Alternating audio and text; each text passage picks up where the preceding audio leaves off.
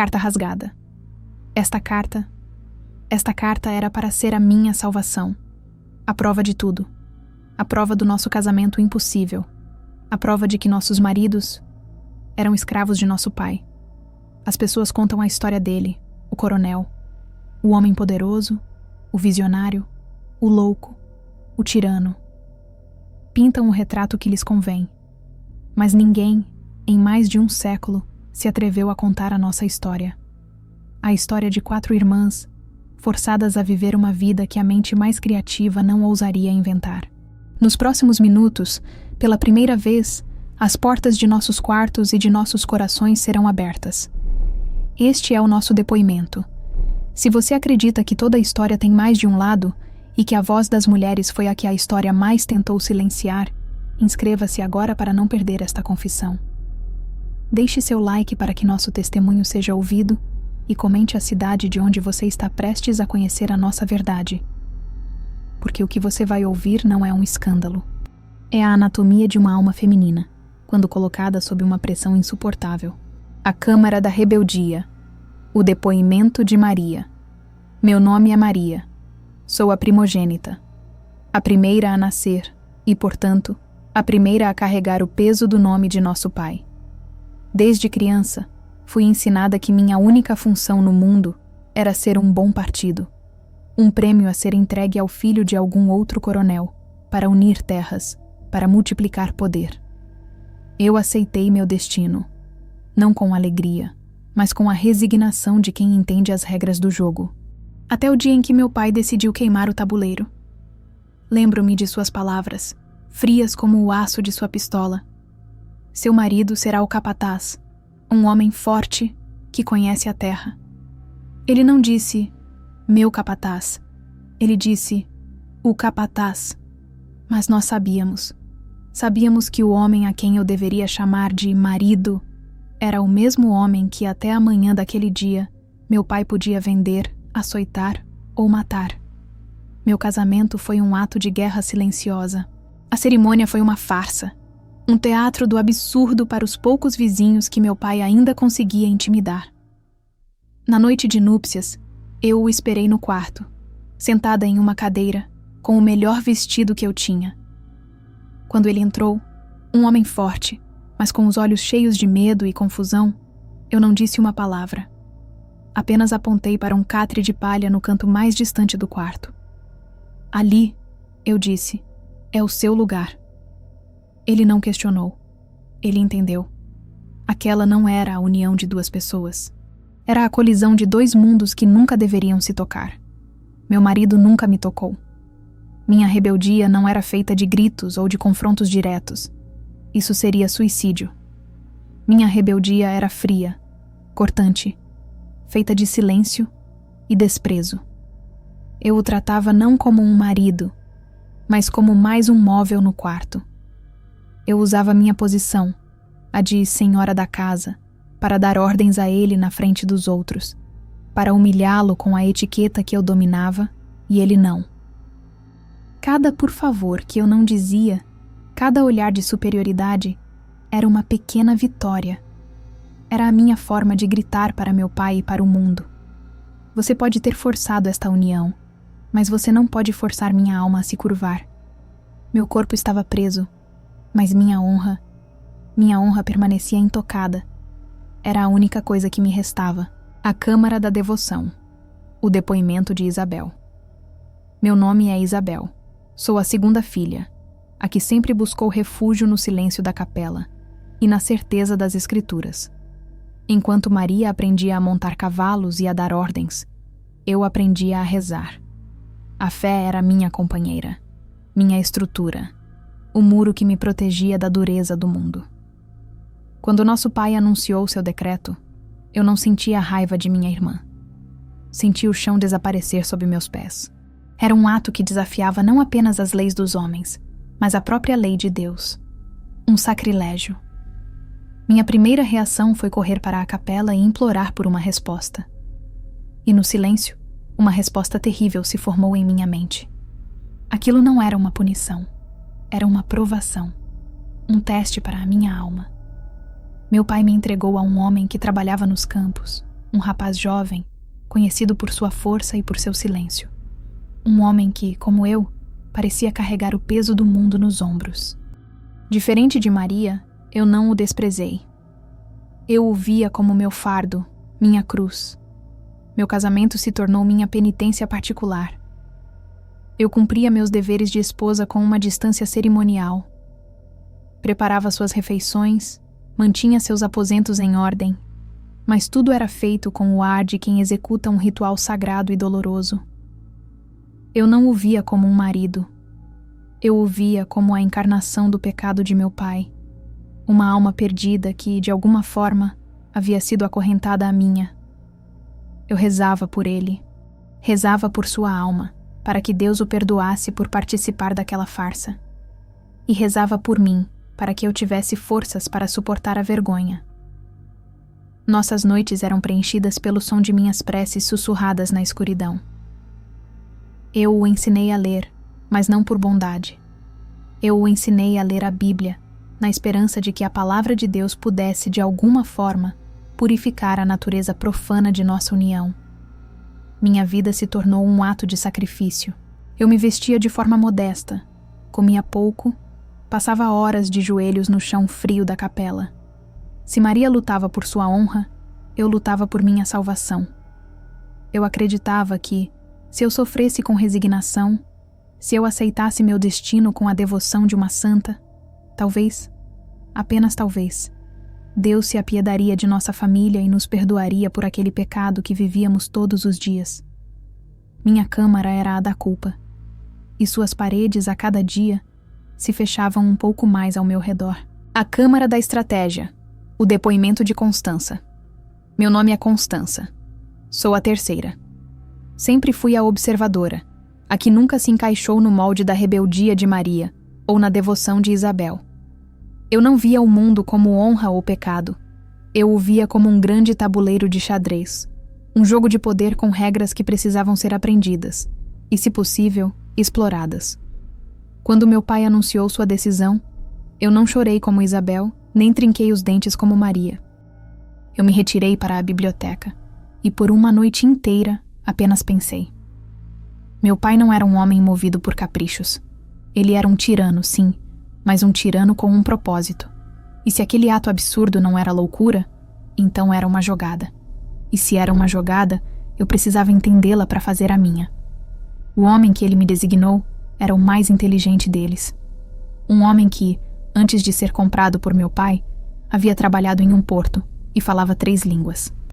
Um homem cujos olhos não demonstravam medo, mas uma cautela perpétua. Eu o vi não como um marido ou um fardo, mas como um ativo, um recurso inesperado que havia caído em meu colo. Na nossa primeira noite juntos, eu não ofereci uma cama de palha, nem rezei por sua alma. Eu lhe ofereci um acordo. Você e eu disse, enquanto ele me olhava com desconfiança. Estamos na mesma posição. Peças no jogo de meu pai, mas peças podem se mover de formas que o jogador não prevê. Meu casamento se tornou uma aliança estratégica. Eu o ensinei a se portar, a se vestir, a mimetizar os gestos da elite. Em troca, ele se tornou meus olhos e ouvidos. Ele me trazia informações da senzala, quem estava planejando fugir, quem estava doente, quem guardava rancor do feitor. Ele me contava os segredos que os outros escravos sussurravam quando achavam que ninguém estava ouvindo, e eu usava essas informações. Se eu soubesse de uma fuga planejada, eu não a denunciava. Eu sutilmente aconselhava meu pai a reforçar a guarda em um setor diferente, ganhando a gratidão dos fugitivos e a confiança de meu pai por minha preocupação. Eu me tornei indispensável. A conselheira, a filha inteligente que entendia dos negócios. Meu marido não era meu amante. Ele era meu espião, meu parceiro de negócios. Nossa relação era puramente transacional. Eu lhe dava proteção e um status que nenhum outro escravo ousaria sonhar. Ele me dava poder. Enquanto minhas irmãs se afogavam em seus dramas de honra e salvação, eu estava construindo meu próprio pequeno império, nas sombras do império de meu pai. Eu transformei minha prisão em meu tabuleiro, a Câmara do Afeto, o depoimento de Benedita. Meu nome é Benedita, a caçula, a que minhas irmãs sempre viram como a sonhadora, a que vivia com a cabeça nos romances que lia escondida. Eu não tinha a força de Maria, a fé de Isabel ou a astúcia de Constança. Eu só tinha meus sonhos. E em todos eles, o amor era um baile de máscaras, um encontro de almas, um verso de poema. Quando meu pai nos sentenciou, meu mundo não se partiu como o de minhas irmãs. Ele se dissolveu. O homem que ele escolheu para mim era pouco mais que um menino. Um rapaz quieto, que cuidava dos cavalos e cujos olhos, eu já havia notado, eram mais gentis do que os de qualquer fidalgo que frequentava a nossa casa. Eu esperava sentir repulsa, medo, vergonha, e eu senti tudo isso. Mas senti algo mais, algo que eu não ousei confessar a ninguém, nem mesmo a Deus. Curiosidade. Na nossa primeira noite, o silêncio no quarto era tão denso que parecia ter peso. Ele ficou em pé perto da porta, sem saber o que fazer, para onde olhar. E eu, pela primeira vez na vida, não sabia que papel interpretar. Então, eu fiz a única coisa que me ocorreu. Eu perguntei seu nome. Não o nome que meu pai lhe deu, mas seu nome verdadeiro, o nome que sua mãe lhe sussurrou um dia. Ele hesitou, e então, em uma voz baixa, quase inaudível, ele disse um nome africano que soou como música. Aquele foi o começo. Nosso casamento não foi uma guerra, uma penitência ou um acordo. Foi uma descoberta lenta e aterrorizante. Começamos a conversar. Ele me contava histórias de sua terra, de suas crenças, de sua família. Eu lhe lia meus poemas, meus romances, as histórias de um mundo que ele nunca conheceu. Descobri nele uma doçura e uma dignidade que o ferro da escravidão não conseguiu apagar. Descobri que seu sorriso era a coisa mais bonita que eu já havia visto. E então, o impossível aconteceu. Eu me apaixonei. Não foi um amor de romance. Foi um amor culpado, um amor proibido, um amor que floresceu como uma erva daninha no jardim árido de nossas vidas. Era um amor feito de pequenos gestos, um olhar trocado no pátio, uma flor que ele deixava em minha janela, minha mão acidentalmente tocando a sua quando lhe me entregava um copo d'água. Cada toque era um choque elétrico, um lembrete do abismo que nos separava. Viver esse amor era como caminhar na corda bamba sobre um vulcão. Era a felicidade mais pura e o medo mais abjeto, tudo ao mesmo tempo. Minhas irmãs viviam em suas prisões particulares de raiva, culpa e ambição. A minha era diferente.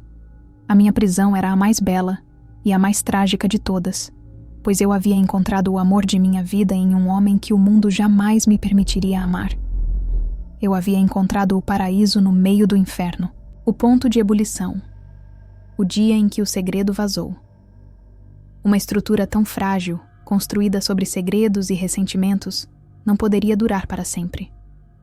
A nossa farsa familiar era como uma casa construída sobre areia, e a maré da realidade estava subindo. O fim não veio de fora, de um vizinho curioso ou de uma denúncia anônima. O fim veio de dentro. Veio da colisão de nossas 4 câmaras, de nossas 4 formas de sobreviver. Cada uma de nós, em sua tentativa de controlar o próprio destino, contribuiu para a explosão que nos destruiu. A faísca partiu da rebeldia de Maria. Em um ato de desafio supremo, ela usou sua autoridade de senhora para proibir que seu marido fosse submetido a um açoitamento por uma infração trivial. Ela se colocou fisicamente entre ele e o feitor, declarando que a propriedade de seu quarto não seria tocada. Aquele ato, nascido do orgulho e não do afeto, quebrou uma regra fundamental. Ela defendeu um escravo como se ele fosse um homem. O feitor, humilhado, levou a queixa diretamente ao meu pai, não como uma insubordinação, mas como a prova de que a união havia se tornado íntima demais. Isso por si só poderia ter sido contornado, mas a estratégia de Constança jogou lenha na fogueira. Vendo a crise se formar, ela tentou manipular a situação. Aconselhou nosso pai a punir o feitor, para reafirmar a autoridade de Maria e, por extensão, a dela própria sobre seus maridos. Mas ela calculou mal. A ambição a cegou para o orgulho ferido de nosso pai, que viu naquilo uma tentativa de suas filhas de tomarem o poder. Ele sentiu que o jogo que ele criou estava saindo de seu controle. A situação se tornou insustentável com a confissão de Isabel. Atormentada pela culpa, vendo a discórdia se espalhar, ela acreditou que tudo era um castigo divino. Durante a visita de um padre viajante, em uma confissão febril e desesperada, ela contou tudo, não os detalhes práticos, mas a agonia espiritual, o pecado de suas uniões profanas. O padre, um homem rígido e horrorizado, não guardou o segredo. Ele escreveu uma carta ao bispado, descrevendo a abominação que havia encontrado em nossa fazenda. Mas o golpe final, o que tornou o escândalo público e inegável, veio do amor de Benedita.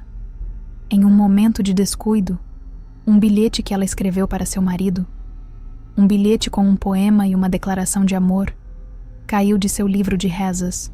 Não foi encontrado por nosso pai, mas por uma das mucamas mais invejosas da casa, que em vez de entregá-lo, o vendeu por algumas moedas a um comerciante da cidade vizinha.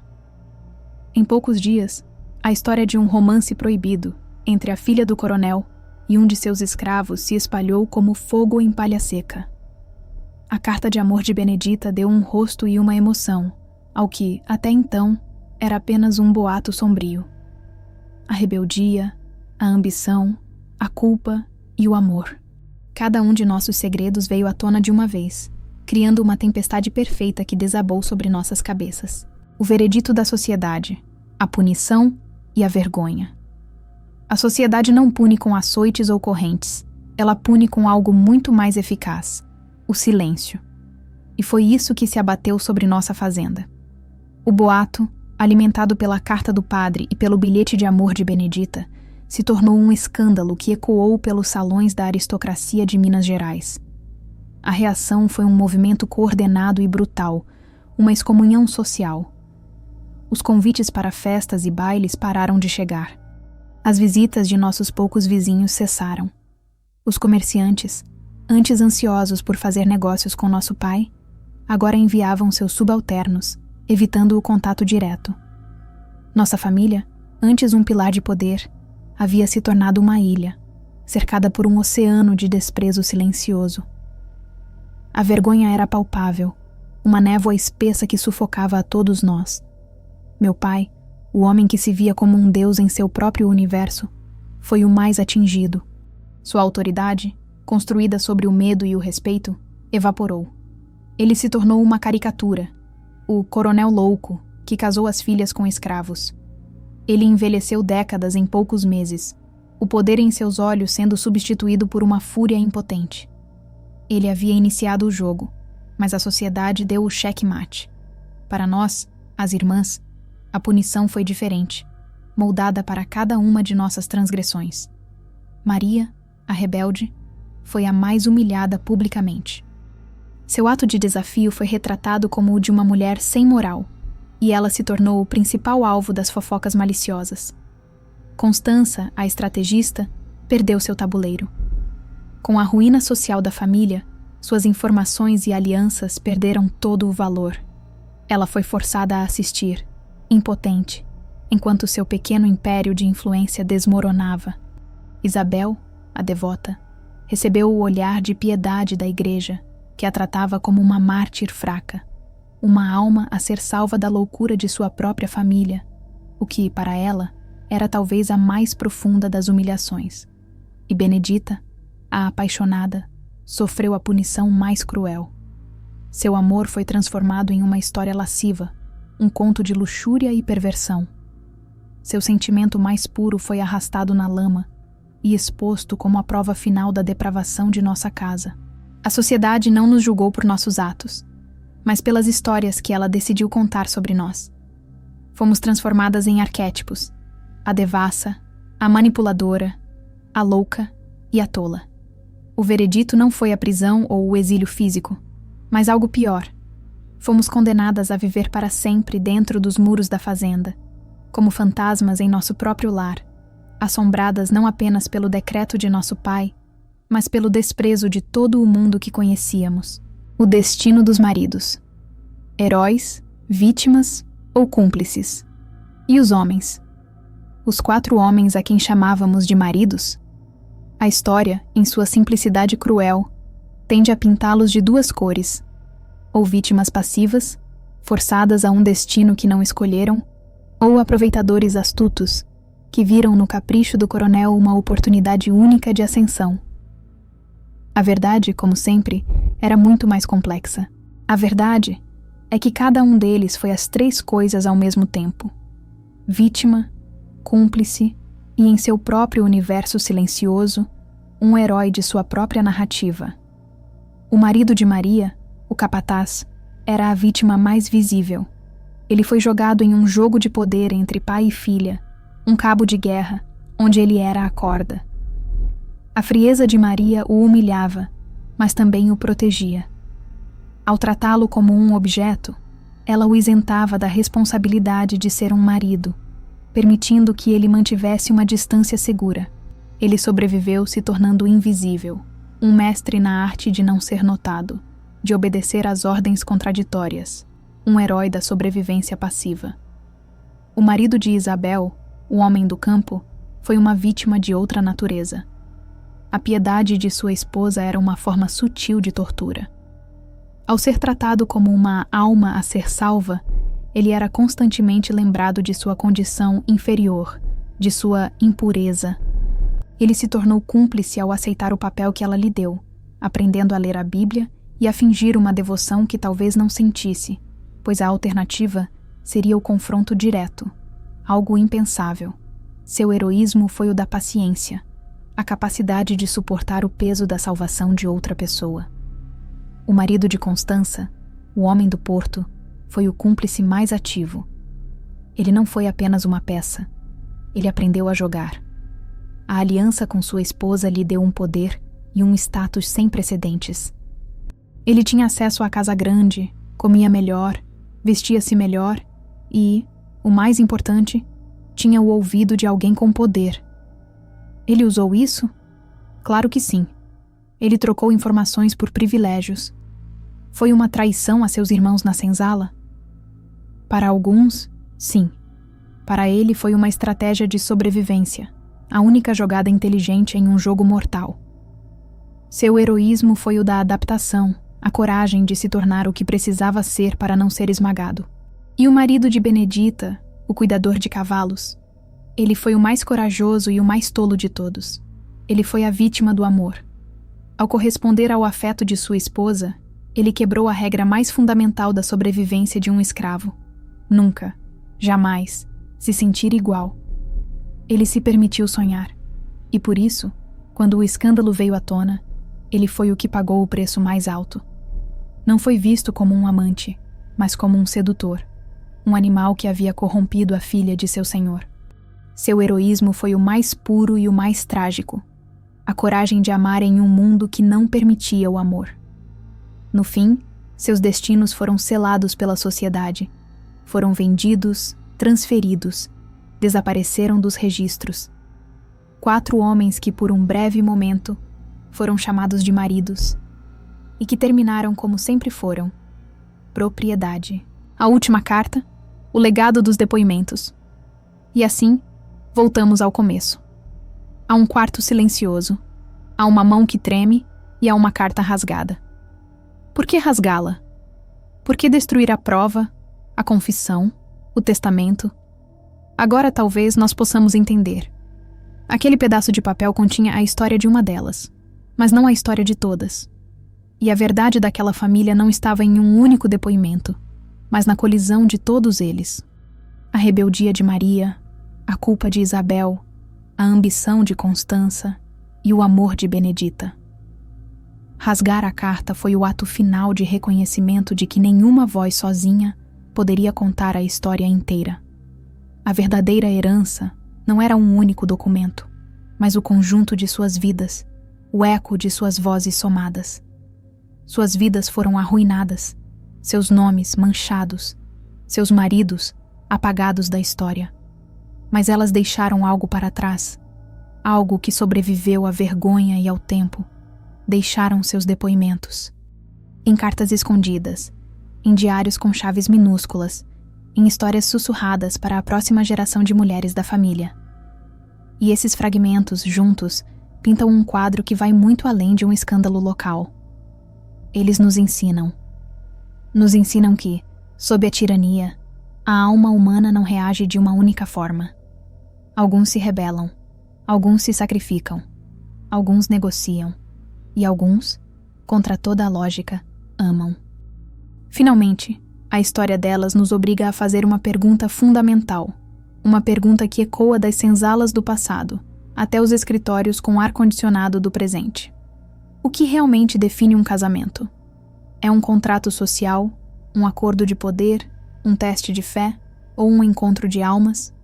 E qual o limite do poder de uma estrutura, seja ela um pai, uma empresa ou uma sociedade, sobre o destino e o coração de um indivíduo? As 4 irmãs não nos dão uma resposta. Elas nos dão 4. E nos deixam com a responsabilidade de olhar para nossas próprias vidas, para nossas próprias uniões impossíveis, e decidir qual delas estamos vivendo. O legado delas não é uma história de terror sobre o passado. É um espelho que reflete as inúmeras e complexas formas com que, ainda hoje, lutamos para sermos livres por dentro, mesmo quando estamos acorrentados por fora.